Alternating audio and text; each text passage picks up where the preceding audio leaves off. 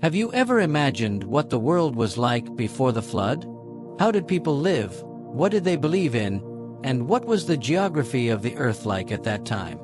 In this video, we dive into the mysteries of the antediluvian world, exploring biblical, historical, and scientific accounts to reveal fascinating details about an era that forever changed humanity.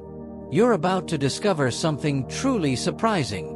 But before we dive into this topic, make sure to hit that like button, subscribe to the channel, and turn on the notification bell so you don't miss any upcoming content. And don't forget to share this video with your friends who love learning new things. The first point to highlight about the pre-flood world is that it was vastly different from ours in many ways. One of the most intriguing differences is the lifespan of people. Can you imagine living for hundreds of years? According to the Bible, the patriarchs of that time often reached ages close to 1,000 years, something unimaginable for us today.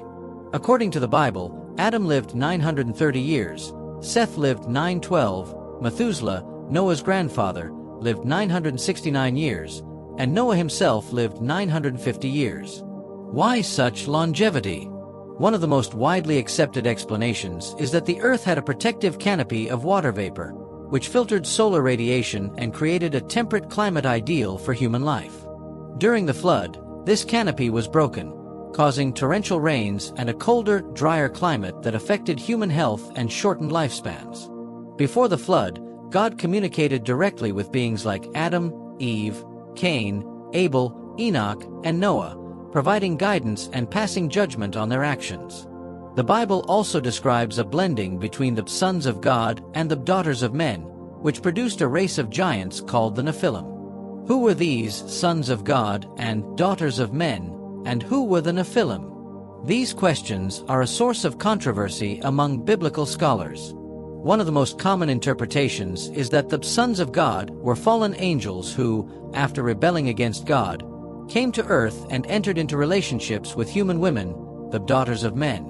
This impure union gave rise to the Nephilim, hybrid beings with human and angelic traits, notorious for their strength, size, and cruelty.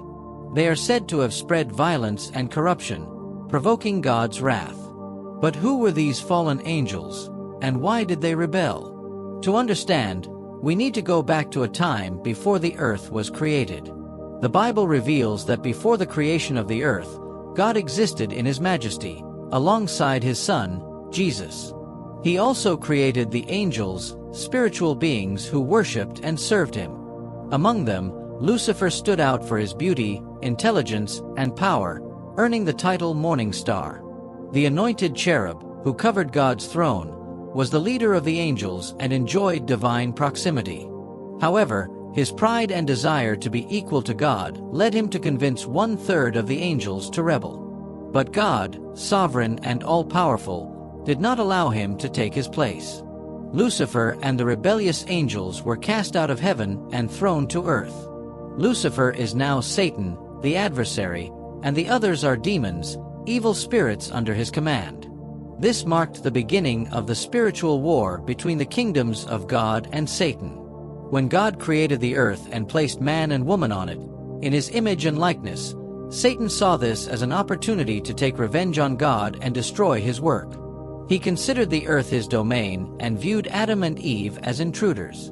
To achieve his goal, he used the serpent, the craftiest of all animals created by God, to deceive the woman and make her doubt His word. He told her that if she ate the forbidden fruit, she would be like God, knowing good and evil. The woman, seduced by Satan's lie, ate the fruit and gave it to the man. They disobeyed God, lost communion with Him, and their innocence, as well as their authority over the earth, which was handed over to Satan, the prince of this world.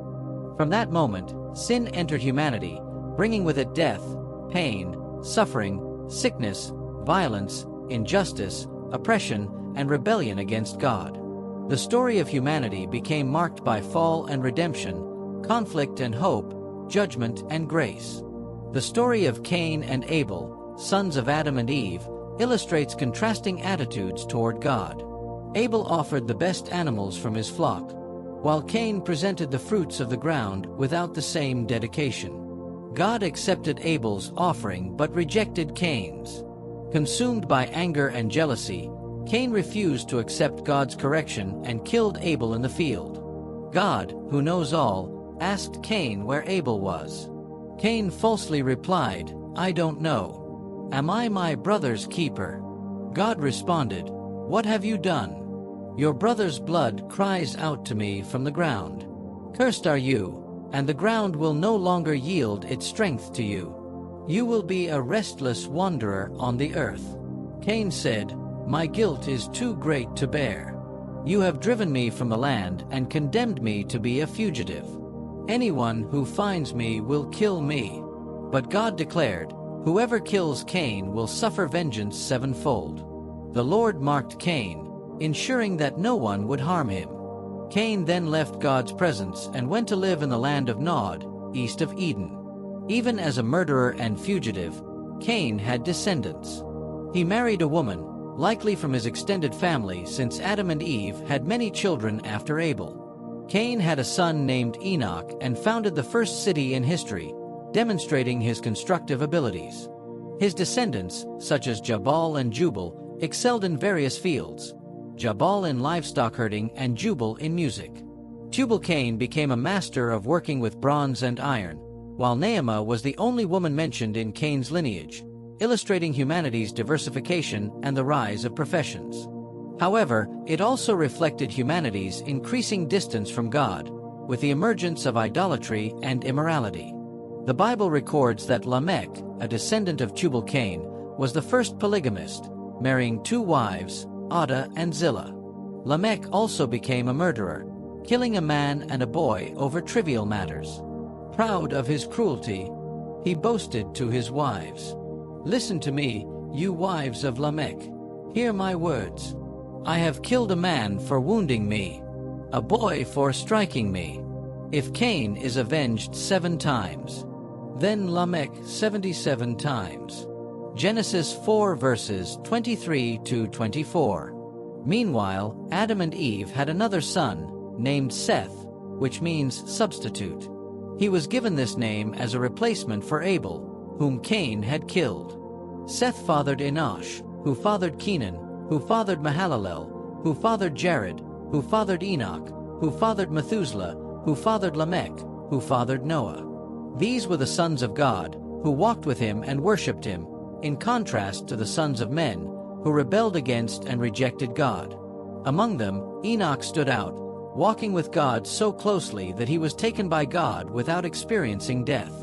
Enoch was the great-grandfather of Noah and lived during a time when most people only recorded births and children. Yet, Enoch's testimony was unique, remembered for his profound relationship with God. The Bible recounts that Enoch prophesied about God's judgment against the ungodly and pleased God through his faith. He was the first to be raptured and serves as a model for our lives, always seeking God's will. However, Enoch was an exception in a generation steeped in corruption. Before the flood, the world was ruled by greed, wickedness, and betrayal. Families were battlegrounds, and neighbors exploited one another. The earth was corrupt in God's sight, filled with violence, and people's thoughts were constantly evil. God saw that human wickedness had spread and that all flesh had corrupted its ways. God grieved and decided to destroy mankind, along with animals and birds. But Noah, who walked with God and was righteous, found favor in the Lord's eyes. Noah had 3 sons, Shem, Ham, and Japheth. God chose Noah to be the guardian of a new beginning for humanity, entrusting him with a special mission, to build an ark to save his family and the animals from the coming flood. The ark was to be a vessel designed by God to withstand the waters of the flood, measuring 300 cubits long, 50 cubits wide, and 30 cubits high. The ark was approximately 450 feet long, 75 feet wide, and 45 feet high. It had 3 decks, a window at the top, and a side door that only God could open and close. Made of gopher wood, resistant and waterproof, the ark was coated with pitch inside and out to prevent leaks. It had the capacity to hold about 40,000 animals and enough supplies for them and Noah's family. It was a masterpiece of naval engineering, reflecting God's mercy. Noah took about 120 years to build the ark, following God's instructions. During this time, he preached to his contemporaries, warning them about the coming flood and calling them to repentance. Yet no one listened, and they mocked him. They could not imagine that God would judge the world with water, as it had never rained on earth before. They did not know that the springs of the great deep and the windows of heaven would be opened, covering everything. They did not know that the day of the Lord would come like a thief in the night, catching them by surprise. They did not realize that the only hope for salvation was to enter the ark by faith. When the appointed day came, God said to Noah, "Go into the ark, you and all your household, for I have seen that you are righteous before me in this generation. Take with you 7 pairs of every clean animal, a male and its female, and 2 of every unclean animal, a male and its female, and 7 pairs of the birds of the air, male and female, to keep their kinds alive on the face of the earth. For in 7 days I will send rain on the earth for 40 days and 40 nights, and I will blot out from the face of the ground every living thing that I have made." Genesis 7 verses 1 to 4. Noah obeyed and entered the ark with his family and the animals as God had commanded. He was 600 years old when the floodwaters came upon the earth. On the day appointed by God, the springs of the great deep burst forth, and the windows of heaven were opened. Rain fell on the earth for 40 days and 40 nights. The waters prevailed and rose greatly upon the earth, and the ark floated on the surface of the waters. The waters covered the mountains, rising more than 15 cubits above them. Every living creature that moved on the earth perished. Everything that had the breath of life in its nostrils, everything on dry land, died. So every living thing was destroyed: people, animals, creatures that move along the ground, and the birds of the sky. Only Noah and those with him in the ark survived. Genesis 7 verses 11 to 23. For 150 days, Noah and those with him in the ark remained isolated as the waters covered the earth. But God remembered them and sent a wind over the earth, causing the waters to recede. The waters continued to recede steadily from the earth. After 150 days, the ark came to rest on the mountains of Ararat in the 7th month. The waters continued to decrease until, in the 10th month, the tops of the mountains became visible. Noah waited another 40 days and opened the window he had made in the ark.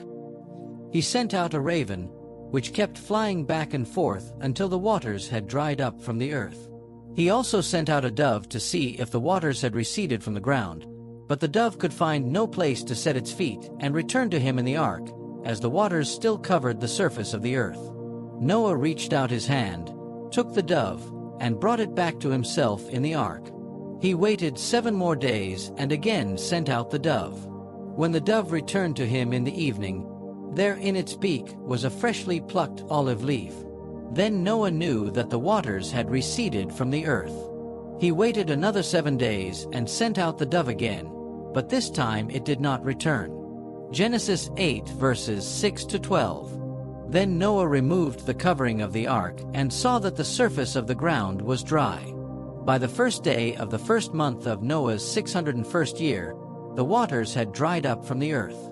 By the 27th day of the 2nd month, the earth was completely dry. God then said to Noah, "Come out of the ark, you and your wife and your sons and their wives. Bring out every kind of living creature that is with you, the birds, the animals, and all the creatures that move along the ground, so they can multiply on the earth and be fruitful and increase in number." So Noah came out, together with his sons, his wife, and his sons' wives. All the animals and all the creatures that move along the ground and all the birds, everything that moves on land, came out of the ark, one kind after another. Genesis 8 verses 13 to 19. Noah then built an altar to the Lord, and, taking some of the clean animals and clean birds, he sacrificed burnt offerings on it. The Lord smelled the pleasing aroma and said in his heart, "Never again will I curse the ground because of humans, even though every inclination of the human heart is evil from childhood.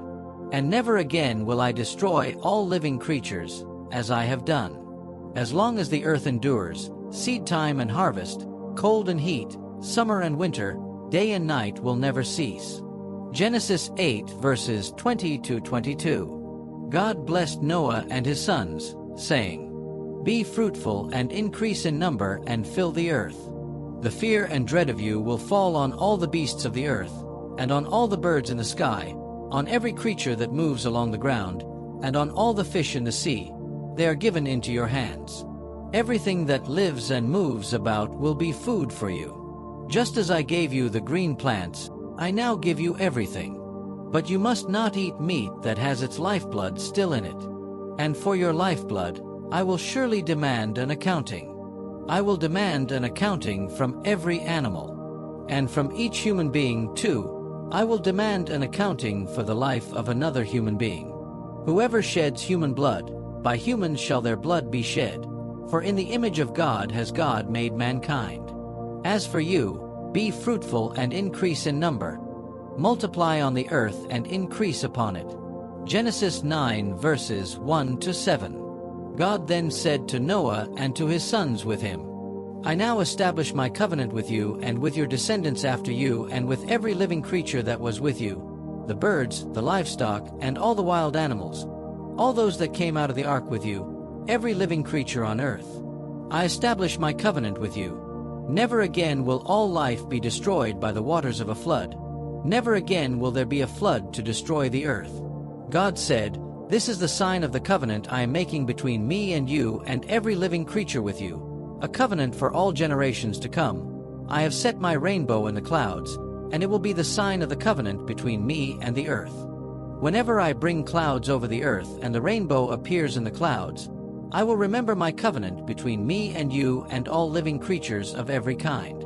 Never again will the waters become a flood to destroy all life.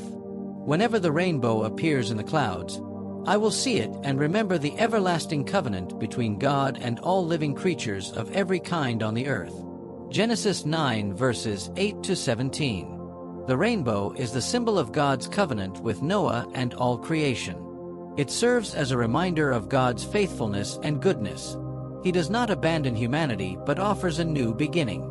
The rainbow is a promise that God will never again destroy the world with water and that life will be preserved. It also symbolizes hope, pointing to God's plan to restore all things and make everything new. It is by His grace that God loves us and sent His Son, Jesus Christ, who is the rainbow of our salvation. And so, the story of the flood ends, and the story of Noah and his descendants begins, as they repopulate the earth and form the nations. But that is a story for another video. Leave your thoughts about this video in the comments below, respecting others' opinions. If you enjoyed this video, please support us by subscribing so you don't miss our future content. Share this video with your family and friends, give it a like, and leave your feedback in the comments. Your engagement helps the video reach more people. Together, we can illuminate more minds and expand our understanding. Thank you for watching, and may God bless you.